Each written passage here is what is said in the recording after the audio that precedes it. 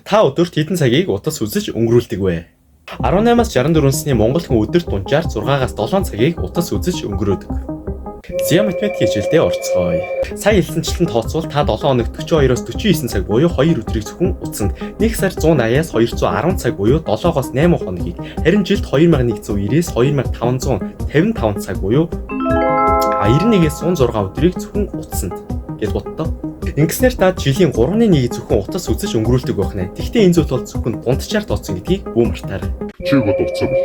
Гэж хэлэхгүй таны утасныхаа эргэлээ зөв зохистой хэрэглээр л гэж хэлж байгаа юм шүү. Монгол улсын хүн амын гар утасны эргээ 142%. Энэ юу гэсэн үг вэ гэхээр та өдөрт доор хаяж нэг удаа утсаа сэнгэлгээ гэсэн үг.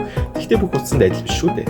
Мөн 11-ээс 17 насны хүүхдүүдийн 85-аас 92% нь ухаалаг утас болон интернетийг өдөр тутамдаа ашигладаг байх нэ. Харин дэлхийд 2-оос 8 насны хүүхдүүд өдөрт 2.5-аас 3.5 цагийг, 9-оос 12 насны хүүхдүүд өдөрт 5-аас 6 цагийг, 13-аас 18 насны хүүхдүүд өдөрт 8-аас 9 цагийг зөвхөн утсандаа зарцуулдаг байх нэ.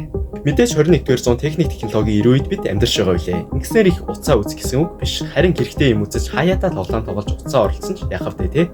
Тэгтээ мэдээж Цартай шүү. харин та комент зэгт арай л их утсаа үзэж хэрэггүй юм хийж байгаа найзгаа меншн хийж үлдээгээрэй. Дараач юмшилгээрэй. Уулзцгаая.